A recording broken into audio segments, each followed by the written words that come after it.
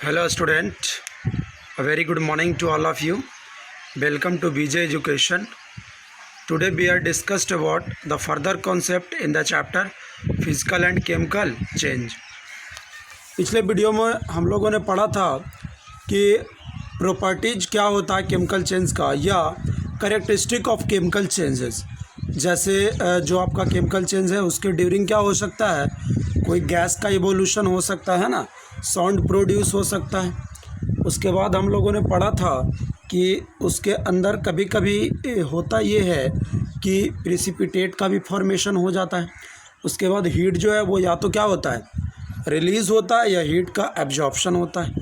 ये सारा प्रॉपर्टीज हम लोगों ने पिछले वीडियो में पढ़ा था। आज हम लोग जिक्र करेंगे कोरिजन के बारे में, जो कि काफ़ी एक इम्पॉर्टेंट कॉन्सेप्ट है आपके पास, जिसका नाम क्या है, कोरिजन। तो कोरिजन है क्या, पहले आप बेसिकली इसको समझो। तो कहता है द प्रोसेस, यह एक प्रक्रिया है विच कॉज, जो कॉज क्या करता है, damage of a metal, metal को ये डैमेज करने का काम करता है। कैसे? तो जब इस पे एक्शन होता है किसका, या तो एयर का या तो वाटर का या इन्वायरमेंटल अराउंड अस। क्लियर है?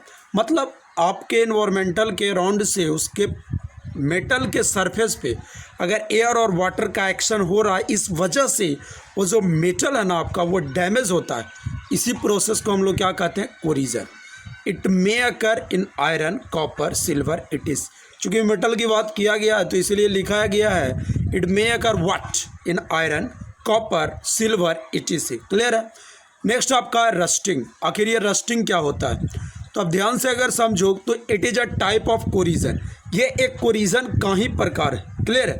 देखिए, कोरिजन कहा गया तो किसी भी मेटल में, दैट मीन्स किसी भी मेटल के सरफेस को डैमेज करने की बात अगर कही जाए तो वो आपका कोरिजन।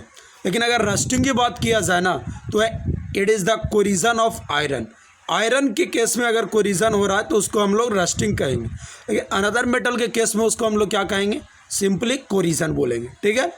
वही चीज़ आगे नेक्स्ट पॉइंट लिखा गया है, आयरन कोराइज्ड।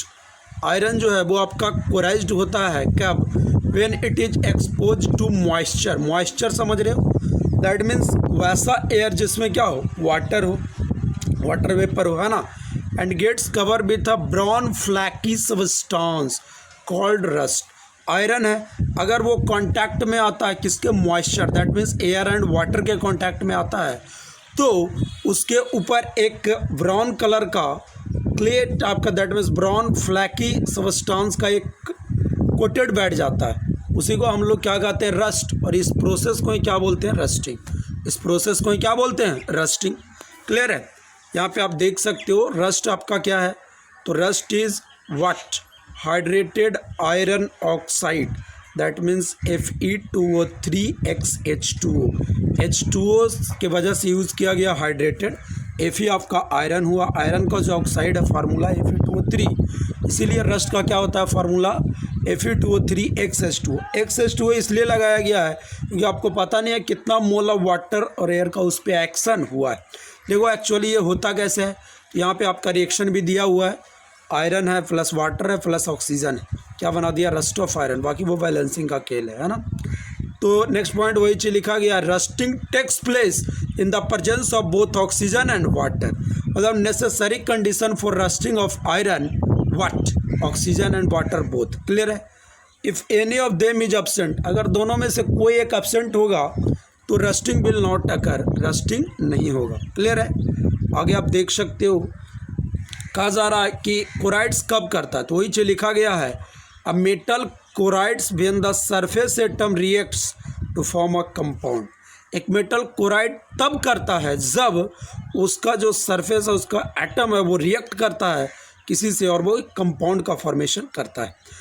ऐसे आप देखोगे कि जो अनकोरेडेड मेटल होगा वो शाइनी इन अपीयरेंस। क्लियर है? जबकि जिस पे कोरिजन का प्रोसेस हो जाएगा, दैट में जो कोरेड मेटल होगा वो डल होगा, मतलब वो दिखने में क्या लगेगा, डल लगेगा। और वैसे वो शाइनी, जो अनकोराइज्ड होगा वो चमकीला दिखेगा, है ना। तो different metals choroid at different rates. अगर बात किया जाए सोडियम का तो वो काफ़ी जल्दी क्या हो जाता है, कोराइड हो जाता है, जबकि silver hardly choroid at all. Silver या गोल्ड में कोरिजन काफ़ी कम लगता है। क्लियर है? ऐसे ही आगे मेटल कोराइड्स फास्टेस्ट, जितने भी मेटल्स होते हैं वो कोरिजन प्रोसेस अकर्स करते हैं फास्टिंग रेट से। कब? जब उसको एक्सपोज टू एयर, जब उसको एयर में छोड़ दिया जाता है। That means corrosion is also an example of what? Oxidation. Clear है? और अब समझ रहे हो, I know what is meant by corrosion of metal. अब समझ गए कि कोरिजन क्या होता है। क्लियर है? आगे हम लोग देखेंगे आयरन के बारे में। वही iron is the most widely used metal and the rusting of iron costs millions of pounds each other. Clear है? आयरन या स्टील जो है वो एक ऐसा, आयरन एक ऐसा मेटल है और स्टील एक ऐसा एलॉय है जिसका काफ़ी बड़े पैमाने पे यूज़ किया जाता है ना। The corrosion of iron is given a special name rusting. अगर आयरन में कोरिजन हो रहा है तो उसको हम एक स्पेशल नेम देंगे जिसका नेम क्या होगा? रस्टिंग। क्लियर है? आगे आप देख सकते हो, only iron rust other metal chloride.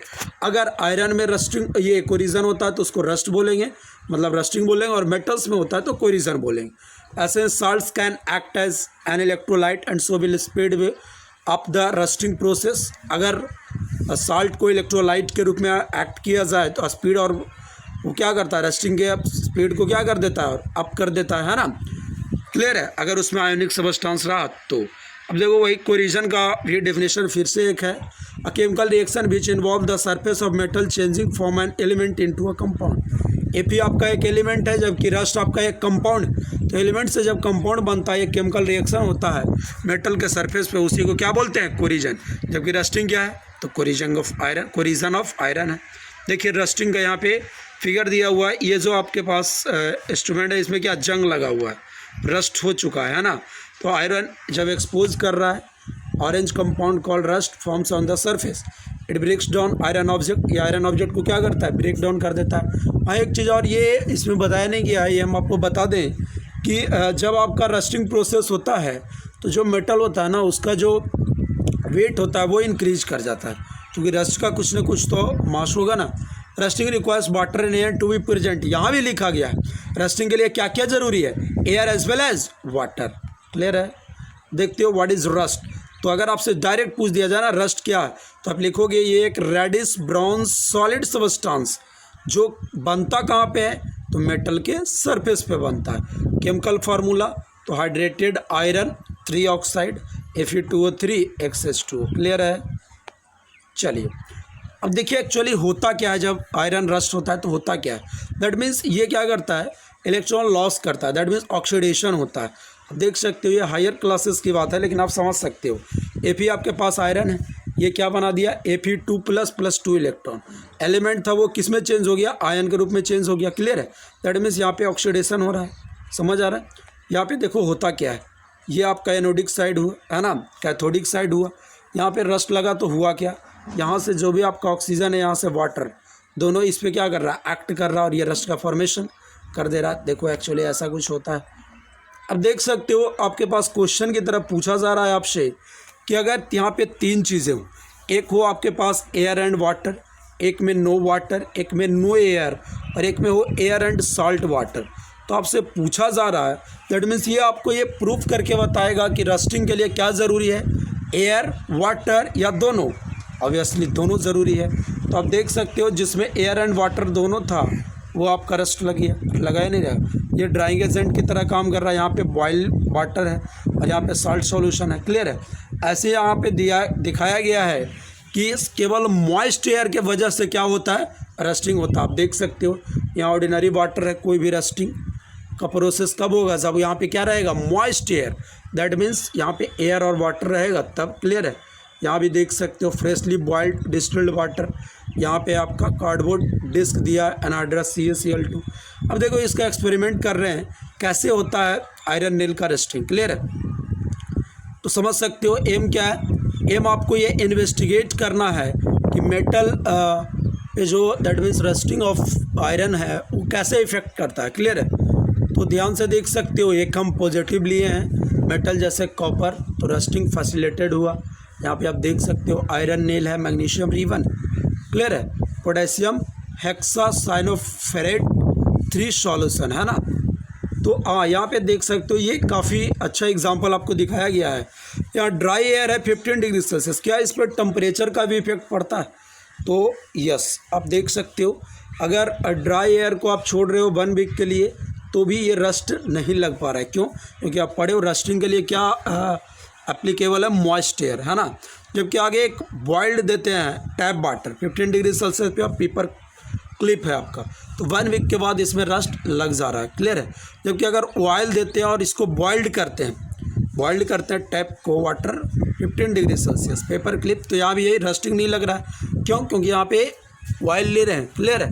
जबकि अगर टैप वाटर ले रहे हैं 25 डिग्री सेल्सियस, पेपर क्लिक है, तो यहाँ पे रस्ट लग रहा है 1 वीक अगर छोड़ देते हो तब। क्लियर है? तो आप समझे कि कब रस्टिंग प्रोसेस हो सकता है। तो रस्टिंग के लिए क्या ज़रूरी है? वाटर, एयर और बोथ। तो यहाँ पे आपका जवाब होना चाहिए both, air and water, that means moist air. ठीक है, thank you for attending the class. This is all about the what, corrosion and rusting of iron.